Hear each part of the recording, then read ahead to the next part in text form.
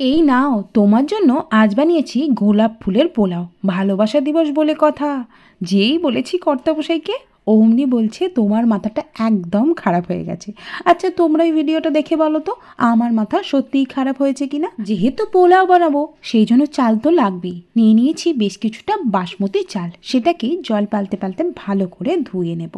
বাসমতি চাল আমি এখানে 1 কাপ পরিমাণই ব্যবহার করছি। চাল ধোয়া হয়ে গেছে, এবার এটাকে ঢাকা দিয়ে রেখে দিই। এবার আসছে আমাদের মূল উপকরণ। যদিও একটু শুকিয়ে টুকিয়ে গেছে, কিন্তু কি আর করা যাবে, একে দিয়েই আজকে কাজ চালাতে হবে। মানে আজকে নিয়ে নিয়েছি বিটরুট। এটাকে প্রথমে একটু ভালো করে পরিষ্কার করে ছাড়িয়ে নিচ্ছি। তবে ছাড়ানোর আগে আমি অবশ্যই এটাকে ভালো করে ধুয়ে নিয়েছিলাম।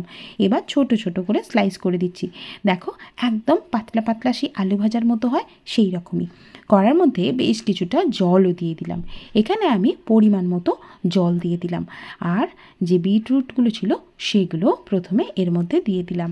দিয়ে চাপা দিয়ে বেশ কিছুক্ষণের জন্য ভাপিয়ে নেব। ওই ধরো 5 থেকে 7 মিনিটের জন্য। বিটরুটগুলো বেশ নরম হয়ে গেছে এবং কালারটাও কিন্তু অনেকটা চেঞ্জ হয়ে গেছে, জলের মধ্যেও কালার এসে গেছে। এবার যে চালটা ধুয়ে রেখেছিলাম সেটা এই জলের মধ্যে দিয়ে দেব। এবার দিয়ে দেব সামান্য একটুখানি নুন, বা বলতে পারো স্বাদ মতো নুন। চাল সিদ্ধ করার সময় এখানে নুনটা দিলে কিন্তু চাল একটা একটা গোটা গোটা থাকে। দিয়ে দিলাম সামান্য একটু সাদা তেল, এলাচ, লবঙ্গ আর একটা দারচিনি। এবার এটাকে চাপা দিয়ে চালটা সিদ্ধ হওয়া পর্যন্ত আমরা একটুখানি ওয়েট করে নেব। চাল দেখো একদম একটা একটা গোটা গোটা, চাল কিন্তু একেবারেই ভাঙেনি। এই অবস্থাতেই আমরা চালগুলোকে ভালো করে ছেঁকে নেব একটা স্ট্রেনারের সাহায্যে। এটা তো তোমরা সবাই জানো, এটা আর আমাকে নতুন করে শেখাতে হবে না। সুন্দর একটা কালার কিন্তু এখনই এসে গেছে চালের মধ্যে, সেটা তোমরা দেখে বুঝতেই পারছো।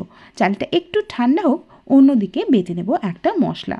যে বিটরুটগুলো সিদ্ধ করে রেখেছিলাম সেইগুলো ভালো করে একটা স্মুথ পেস্ট বানিয়ে নেব। এবার চলে যাই মূল রান্নায়। কড়ার মধ্যে বেশ কিছুটা সাদা তেলও দিয়ে দিলাম।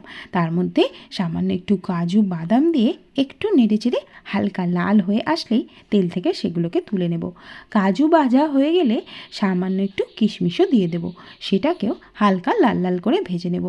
আসলে কি হয়েছে, আমি যে তেলটা বসিয়েছিলাম সেটা একটু গরম হয়ে গেছিলো এদিক ওদিক নড়াচড়া করতে করতে, সেই জন্য কিশমিশগুলো বেশ একটু পুড়ে পুড়ে গেল। কাজু কিশমিশ ভাজা কমপ্লিট। এবার বেশ কিছুটা দিয়ে দিলাম পেঁয়াজ সরু সরু করে কুচি করা। এবার সেগুলোকেও ভালো করে ভেজে নেব। মানে ওই একটা সুন্দর ব্রাউনিশ কালার আসা পর্যন্ত এটাকে ভেজে নেব। সেই জন্য ভালো করে নেড়ে চেড়ে এটাকে একটুখানি ভেজে নিচ্ছি। দিয়ে দিলাম সামান্য একটু রসুন বাটা। এখানে রসুন বাটার পরিমাণটা আমি একটু বেশি দিয়েছি, মানে 1 চামচ ভর্তি ভর্তি। রসুনটাকে ভালো করে পেঁয়াজগুলোর সাথে কষিয়ে নেব। এবার যে বিটটা আমরা বেটে রেখেছিলাম সেটাও এর মধ্যে দিয়ে দেব।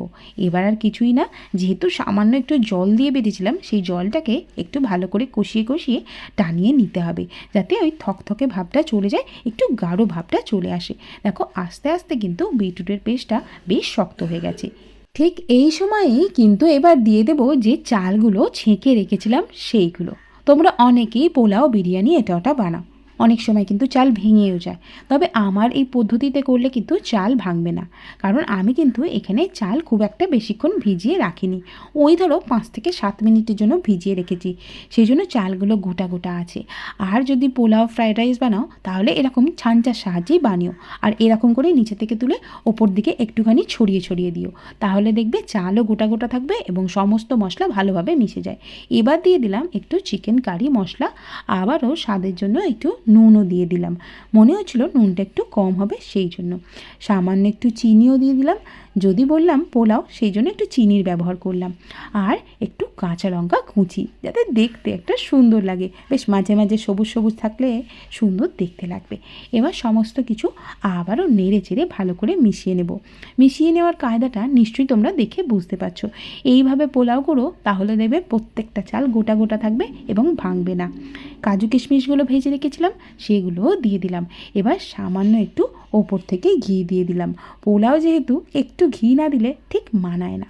আবারও সমস্ত কিছু ভালো করে মিশিয়ে নিয়ে এটাকে গরম গরম সার্ভ করে দেবো। এটা কিন্তু এতটাই টেস্টি খেতে হয় যে শুধুই খাওয়া যায়, কিংবা রায়তার সাথে আর চিকেন কষা যদি থাকে তাহলে তো ব্যাপারটা জাস্ট জমে যাবে। তোমরা এই ভালোবাসার দিবসের দিন এরকম সারপ্রাইজ দিয়ে কিন্তু গোলাপের পোলাও বানিয়ে দিতেই পারো, ওরা কিন্তু বুঝতে পারবে না। আজকের এই রেসিপি কেমন লাগলো কমেন্টে জানাতে একেবারেই ভুলো না। আজকের মতো এটুকুই, তোমরা সবাই ভালো থেকো, সুস্থ থেকো।